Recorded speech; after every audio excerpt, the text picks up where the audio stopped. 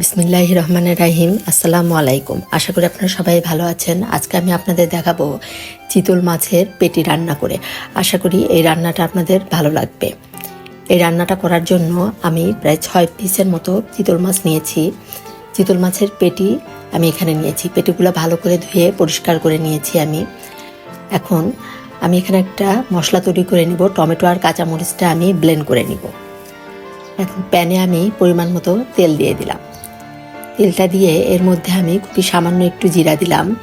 জিরাটা একটু ভেজে নিয়ে এর মধ্যে আমি হাফ কাপ পরিমাণ পেঁয়াজ কুচি দিয়ে দিলাম। পেঁয়াজটা আমি হালকা ব্রাউন করে ভেজে নিব। আপনারা এই মাছটা ইচ্ছা করলে ভেজেও রান্না করতে পারেন। আমি এখানে কাঁচা অবস্থায় এই পেটির মাছটা রান্না করব। এখন যে পেঁয়াজটা হালকা ব্রাউন করে ভেজে নিয়ে এর মধ্যে আমি 1 চামচ পরিমাণ লবণ দিলাম। লবণটা একটু মিশিয়ে নিয়ে এর মধ্যে 3 চামচ পরিমাণ দিয়ে দিলাম পেঁয়াজ বাটা। এই রান্নায় একটু পেঁয়াজের পরিমাণটা বেশি লাগবে। আর দিব এখানে আমি 2 চামচ পরিমাণ রসুন বাটা, 1 চামচ পরিমাণ দেব আমি জিরা বাটা, আর 1.5 চামচ পরিমাণ দেব আমি আদা বাটা। এখানে যেহেতু মাছের পরিমাণটা বেশি আর মাছগুলো বেশ বড়, এই জন্য আমার মশলাও কিন্তু একটু বেশি লাগবে। এখন এই মশলাটা খুব ভালো করে আমি একটু মিশিয়ে কষিয়ে নিব, এতে করে এর কাঁচা গন্ধটা চলে যাবে। আর যে মশলাটা আমি করে রেখেছিলাম টমেটো আর কাঁচামরিচের, সেই মশলাটা দিয়ে দিলাম। দিয়ে আবার একটু কিছুক্ষণ কষিয়ে নিয়ে এর মধ্যে আমি গুঁড়া মশলাগুলো দিয়ে দিব। হাফ চামচ পরিমাণ দিলাম হলুদের গুঁড়া, 1 চামচ পরিমাণ দেব ধনিয়ার গুঁড়া, 1.5 চামচ পরিমাণ দেব আমি লাল মরিচের গুঁড়া। যেহেতু কাঁচামরিচও আমি ব্লেন্ড করা দিয়েছি, এই জন্য আমি 1.5 চামচ পরিমাণ লাল মরিচের গুঁড়া দিলাম। দিয়ে এখন মিডিয়াম টু লো হিটে এই মশলাটা আমি 3-4 মিনিটের মতো ভালো করে কষিয়ে নেব।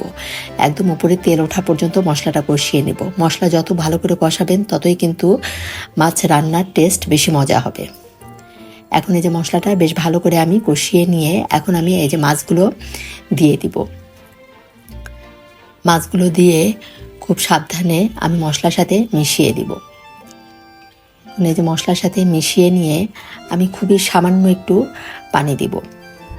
খুব সামান্য একটু পানি দিয়ে আমি এটা 2 মিনিটের মতো রান্না করে নিব। খুবই সামান্য একটু পানি দিলাম, এতে করে মশলাটা মাছের মধ্যে বেশ ভালোভাবে ঢুকবে। সাবধানে আমি এটা একটু নেড়ে নিয়ে এখন আমি ঢাকনা দিয়ে ঢেকে 2-3 মিনিটের মতো যে রান্না করে নিলাম। মাছটা বেশ ভালোভাবে কষানো আমার হয়ে গিয়েছে। এখন আমি এর ভিতরে দিয়ে দিব পরিমাণ মতো পানি। বেশ ভালো করে মশলাটা মাছের সাথে কিন্তু মিশে গিয়েছে। এখন আমি এখানে গরম পানি দিয়ে দিলাম 1 কাপ পরিমাণ। গরম পানিটা দিয়ে আলতোভাবে মাছগুলো একটু নেড়ে নিয়ে ঢাকনা দিয়ে ঢেকে আরও 5 মিনিটের মতো আমি রান্না করে নিলাম। এখন আমি একটু নেড়ে দিব যাতে মশলাটা নিচে লেগে না যায়।